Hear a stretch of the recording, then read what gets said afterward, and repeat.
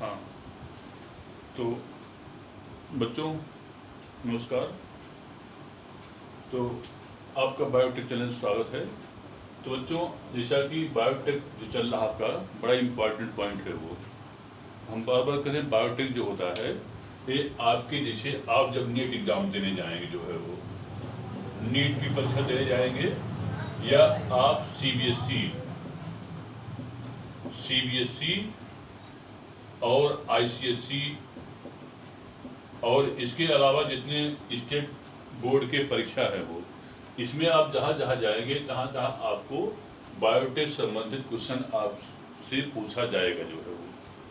तो इसलिए इसको बहुत ध्यान से आपको जो है मैं डिस्कस करा रहा हूँ, इसको जो है वो देखते रहिएगा। और तीन चीज़ इसको की लाइक करना, सब्सक्राइब करना, और इसको क्या बोलते हैं कि शेयर करना ना भूलिएगा। और तो इसमें जो कि एक बहुत इम्पॉर्टेंट पॉइंट है ये। अब आती है बच्चों, जैसा कि हमने इसके पहले आपसे डिस्कस किया था कि आइसोलेशन ऑफ डिजायर्ड जीन। तो आइसोलेशन ऑफ डिजायर्ड जीन को जो है मैंने जो हेडिंग थी इसके पहले के लेक्चर में, जो हेडिंग था बच्चों उसमें था कि isolation of desired gene, isolation of desired gene था जो है वो। तो इस जीन्स में हमने बताया था कि इसमें जो होता है 5 पॉइंट होते हैं वो, जिसमें कि हमने 2 पॉइंट इसमें ऑलरेडी डिस्कस पहले हम कर चुके हैं वो। तो इसको रिवाइज करने का कोई मतलब है नहीं। तो आज हम अगला डिस्कस करते हैं आइसोलेशन ऑफ डीएनए फ्रेगमेंट्स। अगला नंबर 3 पॉइंट आता है, point number 3,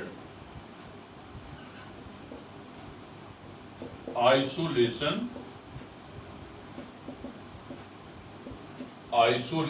of DNA fragments, isolation of DNA fragments. बच्चों, इसमें शुरुआत करने के पहले एक चीज थोड़ा सा और जानते रहिएगा।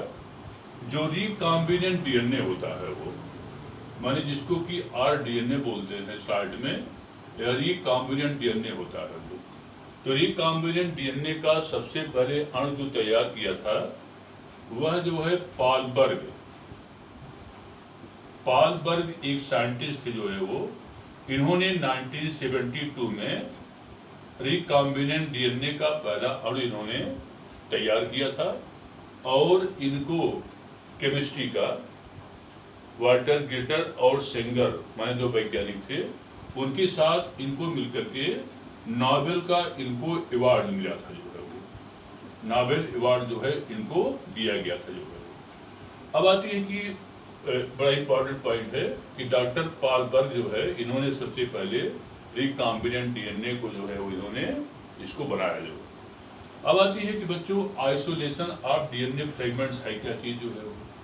तो इसमें करते क्या है कि आइसोलेशन ऑफ डीएनए फ्रेगमेंट्स माने डीएनए फ्रेगमेंट्स का जो है वो, डीएनए फ्रेगमेंट्स के अणुओं का पृथक्करण। तो बच्चों इस केस में क्या करते हैं कि एक जो होती है एगैरोज जेल मतलब कि एगैरोज की जो होती है वो, एगैरोज जेल की पट्टी होती है वो, और उस पर क्या करते हैं इलेक्ट्रोफोरेसिस करते हैं वो, माने इस पे इलेक्ट्रिक सप्लाई करते हैं वो। तो इसमें क्या होता है कि जो एगैरोज जेल होती है इस पट्टी पर, तो अब ये डीएनए में क्या होता है, डीएनए में फास्फेट होता है वो, और फास्फेट के होने कारण जो होता है इसमें निगेटिव चार्ज होता है वो। अब आती है कि जो क्योंकि निगेटिव चार्ज होता है, इसलिए जो होता है ये डीएनए के मॉलिक्यूल जो होते हैं वो एनोड की ओर बढ़ते हैं वो। ये माने क्या मतलब कि जो एगैरोज जेल पट्टी होती है, इस पट्टी पर जो होता है डीएनए में फास्फेट होने कारण इसमें निगेटिव चार्ज होता है, और ये एनोड की ओर बढ़ते हैं वो। और उसका परिणाम क्या होता है कि जो डीएनए के लार्जेस्ट पीस होते हैं वो तो जो होता है किनारे की ओर, माने पहले, उसके बाद उससे छोटे पीस, उसके बाद उससे छोटे पीस, माने जो सबसे छोटा पीस होता है वो आगे की ओर आ जाता है। और एक विशेष प्रकार का स्टेनिंग सब्सटेंस होता है और उसको बोलते हैं इथिडियम ब्रोमाइड, और वह कहलाता है इथिडियम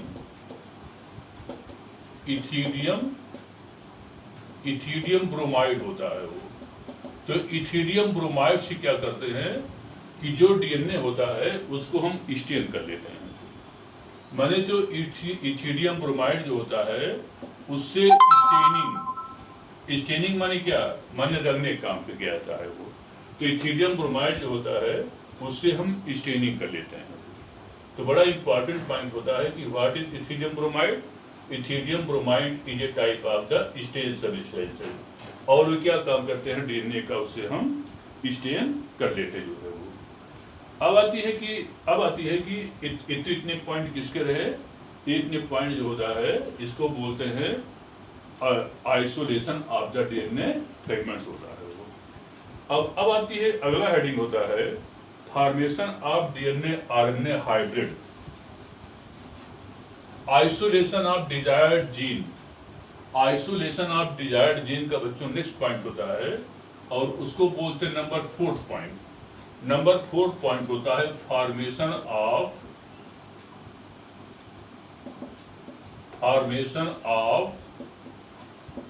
डीएनए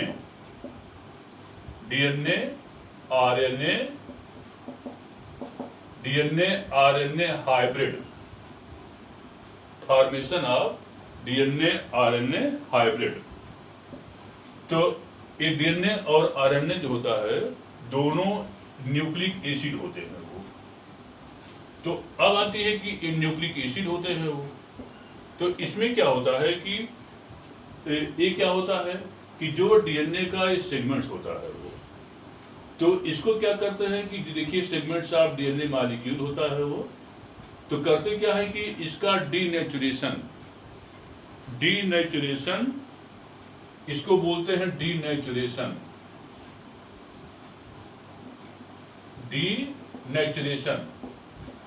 और इसको क्या करते हैं डीनेचुरेशन, और इसको लिक्विफाइंग बोलते हैं वो। डीनेचुरेशन और लिक्विफाइंग, इसका हम लिक्विफाइंग कर लेते हैं वो।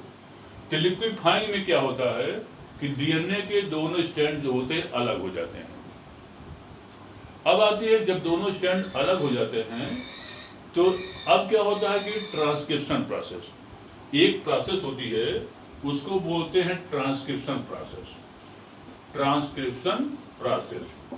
तो ट्रांसक्रिप्शन एक ऐसा प्रोसेस होता है जिससे कि जो डीनेचुरेशन किया गया है वो, इससे देखिए ये दोनों स्ट्रैंड अलग हो जाते हैं डीनेचुरेशन से, माने बांड टूट जाता है वो, और बांड टूटने से क्या होते हैं दोनों स्ट्रैंड क्या हो जाते हैं, अलग हो जाते हैं। और अलग होने के बाद क्या होता है कि बाय द ट्रांसक्रिप्शन मेथड एक ऐसा मेथड होता है जिससे कि हम डीएनए से आरएनए का हम निर्माण करते हैं और उसको हम ट्रांसक्रिप्शन कहते हैं। अब इस केस में क्या होता है कि जब ट्रांसक्रिप्शन करते हैं तो जो single standard single standard DNA वाला होता है इसी से हम मैसेंजर आरएनए बना लेते हैं वो, माने यम आरएनए बन जाता है वो। तो इसके बाद क्या होता है कि जो यम आरएनए बनता है और जो ए वाला जो मतलब कि जो डीएनए वाला सिंगल स्टैंड होता है वो, और दोनों को हम मिला देते हैं वो। तो ये जो दोनों बन जाता है दोनों मिलकर के ये कहलाता है डीएनए आरएनए, इसको हाइब्रिड कहते हैं वो। डीएनए आरएनए हाइब्रिड कॉम्प्लेक्स कहलाता है वो, ये कहलाता है वो। माने क्या मतलब कि ये दोनों मिलकर के जो होता है वो डीएनए आरएनए हाइब्रिड कॉम्प्लेक्स कहलाते हैं वो। तो इतना ही पॉइंट इसमें होता है, इसको बोलते हैं formation of the DNA RNA hybrid complex, माने कि डीएनए से आरएनए हाइब्रिड कॉम्प्लेक्स निर्माण होती है। बस इतना ही बच्चों इसमें आता है। तो if any query then ask me without any hesitation to questions. Next point बच्चों, आइसोलेशन ऑफ डिजायर्ड जीन का नेक्स्ट पॉइंट आता है। Next point, and isolation of desired gene का लास्ट पॉइंट होता है synthesis of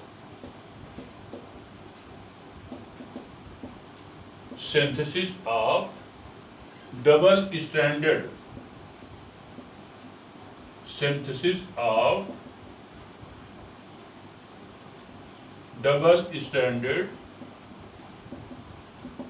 DNA segments in number 5th point है वो। तो isolation of the desired DNA molecule का ये सबसे लास्ट हेडिंग होता है बच्चों, और इसको कहते हैं synthesis of double standard DNA segments. इस केस में क्या काम करते हैं कि जो डीएनए या एमआरएनए का हाइब्रिड बन जाता है, जो है ये हाइब्रिड बन जाता है, जिसमें क्या होता है एल्कलाइन हाइड्रोलिसिस द्वारा ये डीएनए या एमआरएनए को दोनों को फिर अलग कर लेते हैं वो। तो जब अलग करेंगे देखिए डीएनए स्टैंड अलग हो जाता है और एमआरएनए क्या हो जाता है, वो अलग हो जाता है। इसके बाद क्या हो जाता है कि डीएनए स्टैंड जब अलग हो जाता है तो एक विशेष प्रकार का एंजाइम होता है वो, और उस एंजाइम को कहते हैं डीएनए पॉलीमरेज एंजाइम होता है वो, डीएनए पॉलीमरेज एंजाइम। और उस डीएनए पॉलीमरेज एंजाइम और प्लस न्यूक्लियोटाइड्स इसकी उपस्थिति में जो होता है, हम क्या काम करते हैं कि इसका डबल माने कि जो सिंगल स्टैंडर्ड होता है और इन दोनों को नंबर 1 डीएनए पॉलीमरेज एंजाइम और नंबर 2 न्यूक्लियोटाइड्स की मदद से हम क्या काम करते हैं, डबल स्टैंडर्ड डीएनए का हम फॉर्मेशन इससे किया जा सकता है जो है वो। माने साइंटिस्ट करता क्या है कि सिंगल स्टैंडर्ड डीएनए और डीएनए पॉलीमरेज एंजाइम और न्यूक्लियोटाइड की उपस्थिति में डबल स्टैंडर्ड डीएनए का वो फॉर्मेशन कर लेता है वो। तो इतना ही जो 5th प्रोसेस तक होती है, ये जो number 1, number 2, number 3, number 4, number 5 जो 5th प्रोसेस होती है, this process are known as the isolation of the desired gene. बच्चों यहाँ पर जो ये प्रोसेस होती है इसको बोलते हैं हाइब्रिडाइजेशन टेक्निक कहलाती है। जो ये पढ़ाया गया है इसको बोलते हैं हाइब्रिडाइजेशन मेथड कहलाता है जो है। हालांकि बहुत सारे टेक्निक मार्केट में अवेलेबल है वो, लेकिन जो सबसे अच्छी टेक्निक होती है उसको कहते हैं हाइब्रिडाइजेशन मेथड बोलते हैं जो है। ये सबसे अच्छी टेक्निक है वो जो है वो किसकी, आइसोलेशन ऑफ डिजायर्ड जीन को, और इस प्रकार से इससे डबल स्टैंडर्ड डीएनए का फॉर्मेशन करना। लेकिन ये जो मेथड हमने बताया बच्चों, this method is very important और एक कॉमन मतलब प्रोसेस होता है, और इसको कहते हैं क्या, this is known as the hybridization, इसको मेथड कहते हैं। अब नेक्स्ट आता है plasmid and the recombination. Plasmid and recombination.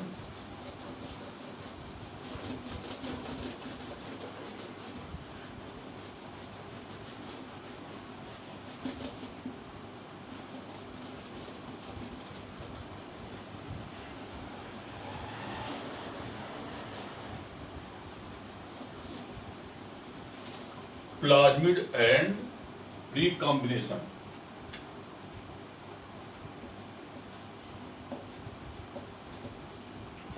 Plasmid and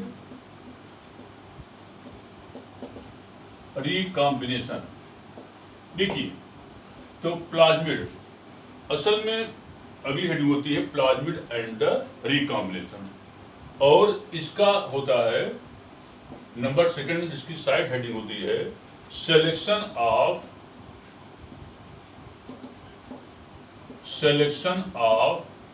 vector DNA molecule. Selection of vector DNA, selection of vector DNA molecule. तो बच्चों इसमें क्या होता है कि पहली बात की प्लाज्मिड होती है वो, प्लाज्मिड एंड रिकॉम्बिनेशन। लेकिन उसके पहले होता मतलब आता है selection of vector DNA molecule. तो वेक्टर क्या होता है? वेक्टर को हम वाहक बोलते हैं वो। तो वाहक क्या है? वाहक माने ये होता है कि डिजायर्ड जीन को, माने जो डिजायर्ड जीन होता है उसको अपने में माने ऐसा वेक्टर होना चाहिए जो कि माने वेक्टर में एक वेक्टर ए होता है जो कि किसी चीज को ट्रांसफर करे, जो है किसी चीज जो है वो। तो अब आती है कि जो वेक्टर की क्वालिटी होना चाहिए। पहली चीज वेक्टर की क्वालिटी ये होना चाहिए कि जो फॉरेन जीन हो उसको अपने में इंसर्ट कर ले, माने उसमें समाहित कर ले, जो है एक चीज। दूसरी चीज ये होती है कि वेक्टर आकार में छोटा होना चाहिए, जो है वो। और तीसरी चीज क्या होता है कि वेक्टर जो है, वेक्टर माने किसी होस्ट सेल में इंसर्ट करने की क्षमता होनी चाहिए। ये तीन क्वालिटी वेक्टर में होनी चाहिए, जो है वो। नहीं तो वेक्टर नहीं काम कर पाए, जो है वो। माने पहला कि वेक्टर फॉरेन जीन को अपने में इंसर्ट कर ले, नंबर 1। नंबर 2, वेक्टर को आकार में छोटा होना चाहिए।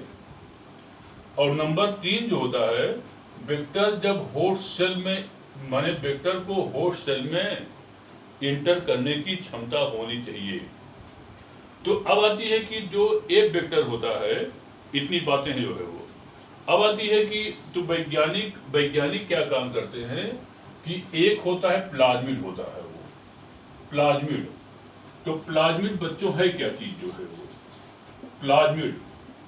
प्लाज्मिड जो होता है, इसको आज वेक्टर के रूप में खूब प्रयोग किया जा रहा है, जो है। तो बैक्टीरिया जो होता है, बैक्टीरिया में नेचुरल रूप से, और ऐसे बैक्टीरिया जिसमें कि वायरस इंटर करता है, उसमें प्लाज्मिड पाए जाते हैं। तो प्लाज्मिड में जो होता है, एक ही ओरी माने कि ओरिजिन ऑफ रेप्लिकेशन एक ही होता है वो, एक बात।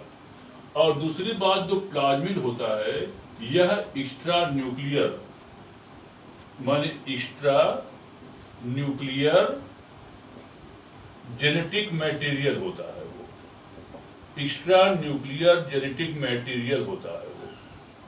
और यह प्लाज्मिड जो होता है, यह जीवाणु को एंटीबायोटिक माने विभिन्न प्रकार के एंटीबायोटिक माने जो प्रतिजैविक पदार्थ होते हैं, उससे यह रेसिस्टेंट पावर को जो है, यह रेसिस्टेंट पावर को उत्पन्न करने की ये क्षमता प्रदान करता है वो। तो वैज्ञानिकों ने क्या किया है कि इसी प्लाज्मिड को वेक्टर के रूप में इसको प्रयोग करते हैं। हालांकि वैज्ञानिकों ने क्या काम किया है कि प्लाज्मिड से आज एक नेचुरल माने कि नेचुरल जैसे प्लाज्मिड होता है वो। अब आती है कि ये जो प्लाज्मिड होता है, तो ये प्लाज्मिड जो होता है, तो इसको आज वेक्टर के रूप में प्रयोग किया जा रहा है वो। वैज्ञानिकों ने क्या काम किया है कि इसी प्लाज्मिड को जोड़ करके एक बड़े आकार के वेक्टर बना लिया है वो, और उसको हम कहते हैं आर्टिफिशियल, उसको हम कहते हैं आर्टिफिशियल प्लाज्मिड कहते हैं वो, माने कृत्रिम प्लाज्मिड होता है वो। और उसका नाम है PBR 322 है वो। अभी इसके बारे में आपसे बात में करेंगे, जो है वो। तो आर्टिफिशियल प्लाज्मिड जो होता है, यह बड़े आकार होता है, और इसको PBR 322 कहा गया है वो। तो वैज्ञानिकों ने क्या काम किया है कि इसी प्लाज्मिड को जोड़ करके बड़ा आकार का आर्टिफिशियल प्लाज्मिड को बना दिया है वो। इसके अलावा बच्चों, जो बैक्टीरियोफाज जो होता है, एक वायरस होता है वो। तो बैक्टीरियोफाज का भी प्रयोग जो है वो, वैज्ञानिक जो होता है वो वेक्टर के रूप में, माने कि इसके डीएनए, बैक्टीरियोफाज जो होता है, बैक्टीरियोफाज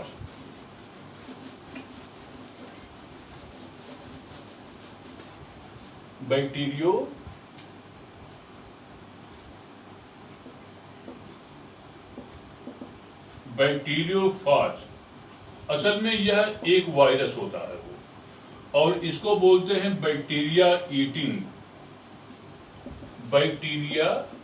ईटिंग वायरस होता है वो, बैक्टीरिया ईटिंग वायरस है ये। और इसमें देखेंगे तो ए पोर्शन हेड हो गया और ए पोर्शन इसका टेल पोर्शन हो गया, इसका टेल पोर्शन हो गया। तो इसमें डीएनए पाया जाता जो है वो। तो वैज्ञानिक जो है इसके डीएनए का आज उपयोग जो है वो वेक्टर के रूप में करते हैं वो। तो इसका ये जो पोर्शन होता है इसको हम हेड कहते हैं वो, और जो नीचे वाला पोर्शन होता है इसको हम टेल कहते हैं वो। तो अब आती है कि बैक्टीरियोफाज जो वायरस होता है इसके डीएनए का उपयोग भी जो होता है वैज्ञानिक क्या करते हैं वो वेक्टर का उपयोग, माने वेक्टर के उपयोग में करते हैं वो। अब आती है कि जो प्लाज्मिड होता है अधिकांश लेकिन प्लाज्मिड का ही उपयोग करते हैं वो। प्लाज्मिड में जो न्यूक्लियोटाइड माने जो प्लाज्मिड जो होता है इनकी संख्या जो होती है बैक्टीरिया में लगभग 1 से लेकर के 100 तक, लगभग 1 से लेकर के 100 तक जो होता है वो प्लाज्मिड मिलते हैं वो। और इनमें सर्कुलर माने सर्कुलर जो होता है इसको वृत्ताकार डीएनए बोलते हैं वो, या इसको हम सर्कुलर डीएनए बोलते जो है वो। और जो जीवाणु का माने जो बैक्टीरिया का डीएनए होता है बैक्टीरियल डीएनए उससे कम से कम हजारों गुना बड़ा जो होता है इस प्लाज्मिड का डीएनए पाया जाता जो है वो। अब आती है कि इस जो प्लाज्मिड होता है इसमें रिप्लिकेशन माने रिप्लिकेशन पॉइंट जो होता एक ही होता है वो, माने एक होता है उसको रिप्लिकान बोलते हैं। तो रिप्लिकान क्या होता है? रिप्लिकान वह होता है जहां वहां मान लीजिए डीएनए हो गया तो जहां पर शुरू होता है उसको रिप्लिकान बोलते हैं वो। तो इसमें रिप्लिकेशन इनिशिएशन पॉइंट एक होता है वो। जैसे हम लोग डीएनए में कई रिप्लिकान होते हैं लेकिन इसमें एक होता है वो। तो और उसको हम रिप्लिकान बबल कहते हैं वो। और जहां से रिप्लिकेशन शुरू होता है उसको रिप्लिकेशन इनिशिएशन पॉइंट बोलते हैं। कुल मिलाकर के ये जो प्लाज्मिड होता है एक वेक्टर का बड़ा अच्छा ये कार्य करता है वो। अब आती बच्चों की अगर इस प्लाज्मिड का हमको एम्प्लीफिकेशन, चूंकि प्लाज्मिड संख्या में कम है वो और प्लाज्मिड वेक्टर काम करता है वो, तो एक केमिकल होता है उसको बोलते हैं क्लोरम फेनिकॉल। बड़ा इंपॉर्टेंट पॉइंट है वो, क्लोरम फेनिकॉल। तो क्लोरम फेनिकॉल केमिकल होता है वो। इस केमिकल में जो होता है जब इसको हम डाल देते हैं जो है वो, तो ये क्या काम करता है? क्लोरम फेनिकॉल क्या काम करता है? ये जीवाणु को वृद्धि को तो नहीं, लेकिन जो इसमें क्या बोलते हैं कि ये प्लाज्मिड होता है, प्लाज्मिड की लाखों संख्या को बढ़ा देता है, माने प्लाज्मिड का एम्प्लीफिकेशन कर देता है वो। प्लाज्मिड का एम्प्लीफिकेशन माने प्रवर्धन कर देता है जो है।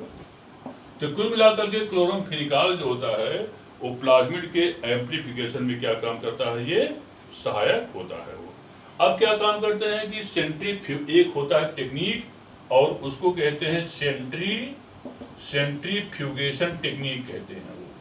और इस सेंट्रीफ्यूगेशन टेक्निक द्वारा जो है वो हम क्या करते हैं, और इस जो होता है ये प्लाज्मिड जो होते हैं उसको हम यहाँ से अलग कर लेते हैं। तो बच्चों में इतना रहा जो है वो इस प्लाज्मिड बारे में। अब आएगा स्ट्रक्चर ऑफ प्लाज्मिड, उसके बारे में हम लेटर ऑन डिस्कस बच्चों करेंगे। अब इसको 3 चीज करना आपको है वो, एक तो इसको जो है लाइक करना है, सेकंड इसको शेयर करना है, और थर्ड आपको सब्सक्राइब करना जो है वो। और हम आपको हर थर्सडे आपको हम वीडियो पहुंचाते रहेंगे जो कि आपके लिए फायदेमंद होगा फॉर द एग्जामिनेशन जो है वो। तो बच्चों थैंक यू, इतना इसमें है, फिर आगे डिस्कस करेंगे लेटर ऑन।